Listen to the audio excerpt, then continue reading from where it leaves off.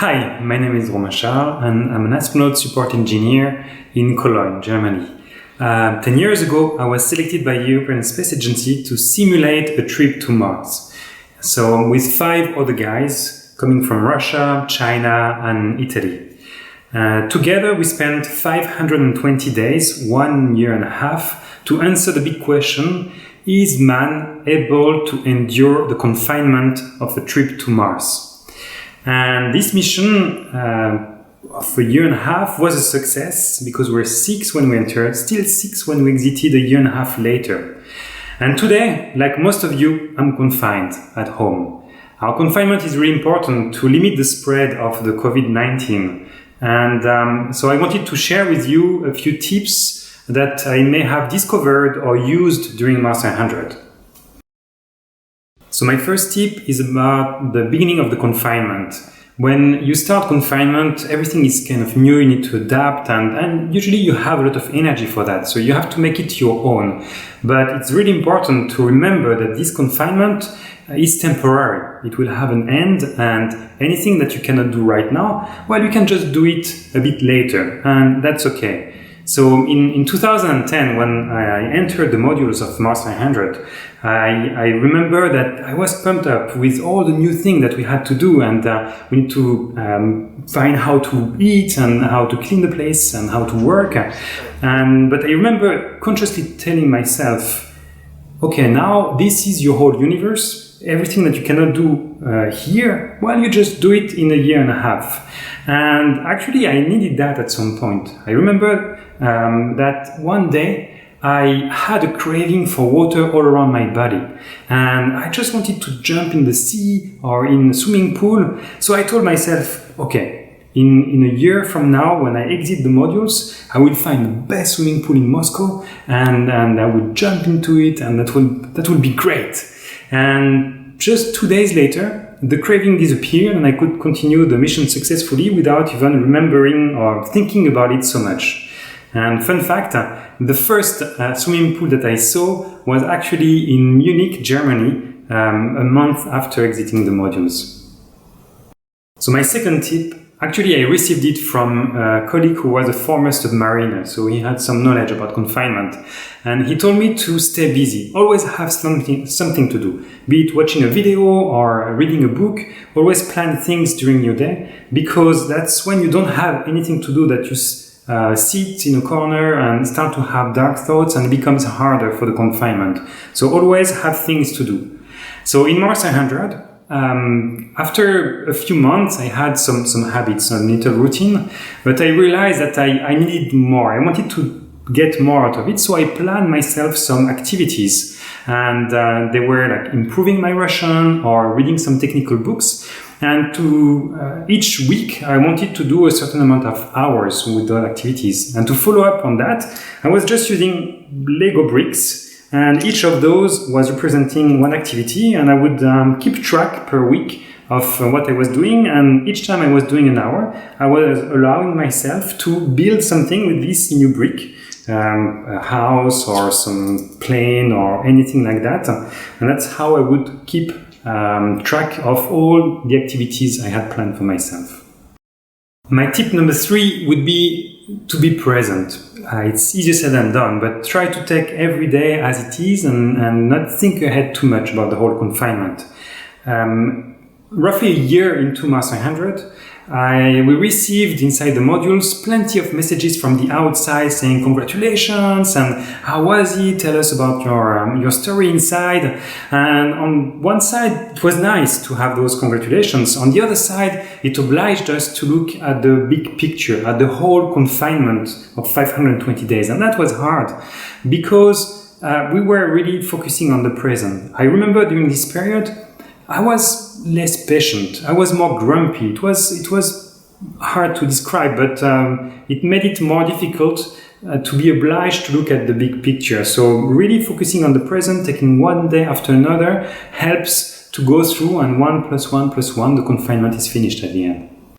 So my tip number 4 actually comes from my colleague who was a former submariner. He told me always keep a normal day-night cycle, always wake up at the same time, because it's when you start to shift that you lose contact with the others around you or in the outside, and it becomes harder if you don't have this contact.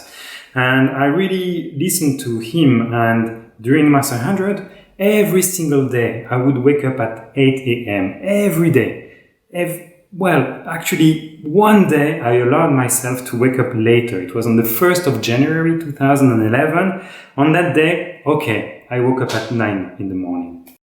My 5th tip is further down the confinement. After some time, every day feels the same, and some kind of monotony can kick in. So it's important to break this monotony, to get back some energy. And to break this monotony, be creative. For example, I had a friend sending me a picture with plenty of bird styles, and she challenged me to try as many bird styles as possible. And over the year and a half, I tried 16 different bird styles, and I remember the good laugh that we had with the other guys or with the family when I was sending those pictures, and it was bringing some energy. Another example is that we had an experiment, a scientific experiment, which was looking at the brain activity. And so we were wearing sensors all around our head, and if the signal was good, the sensor would show green, and if it was bad, it would show red. And around the time of Christmas, we didn't have anything. So we built our own Christmas tree out of cardboard, but something was missing, and couldn't find out what. And all of a sudden I said, but this experiment, that could be some lights for the Christmas tree. And so we took those sensors, put them all over our Christmas tree, and tada, we had a perfect Christmas inside Mars 100. My tip number 6 is to stay in touch with your loved ones by all the means that are available for you. In Mars 100, I didn't really know what to expect, and I was afraid I wouldn't be able to communicate correctly. Well, in fact, it went quite well. I could write messages. And actually it created some interesting discussions and moments. One of the most memorable ones was right before Christmas. I received a message from my brother with a file, and he was saying, do not open that file before Christmas Eve. And I was very excited, and so I answered to him and to the rest of my family saying, oh yeah, I received your file, and I promise I will not open it until before Christmas. But in fact, that surprise was not only for me. On Christmas Eve, I learned that I would become an uncle. And at the time of my message, all the family was asking him, so what's this surprise? What is this in this message? And he had to invent a story. So when my mother called him, he answered her saying, it's a picture of a fresh beer because he cannot have one inside. And she was a bit disappointed in him until Christmas, where everybody learned the big announcement. So you can see that constraints actually create some interesting discussions. So stay in touch with your loved ones, and that's it. So my tip number 7 would be to spend energy. By spending energy doing sport or other things, but confinement sometimes gets you a bit frustrated. So in Mars 100, halfway throughout the mission, I remember that I had a period for about a month when I would spend half an hour, 1 hour in front of the TV using the drums and playing a video game called Rock Bands. And I would just hit the drums and get sweaty out of it. And after this half an hour, I would just put back everything and go back to work, and everything was fine. I would feel happy. And what I realized later is that this, I think, was a way to get rid of aggression. And I would just hit hard the drums instead of something else. So it helped me to go through the confinement. But I'm sure you can find other ways to release this energy with drums or by doing a sport indoor like yoga. But yeah, spent energy is important.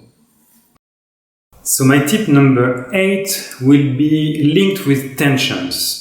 In confinement, it can happen that some tensions rise between the persons living together. However, you really want to talk it through, to communicate before those tensions become conflicts. That's really important. In Master 100, we're lucky that we didn't have conflicts. The selection was hopefully quite good, and the only tension that I can really remember was during the meals. As a French, I like to talk and share and eat, and it's an important moment where there is a lot of communication happening. And one of the other guys, by education, by tradition, his meals used to be or are silent. And then at the end, they would share about the day and start talking. But so there was a difference. And during the beginning of the confinement, I would ask questions, and this person would answer very briefly or not at all, and that was okay. But one day, I asked him a question, and he didn't answer. So I asked him again the question, and he didn't answer. So I asked him the question a third time, and he answered, and then he said, "Stop it! Don't you see you are bothering me with this question?"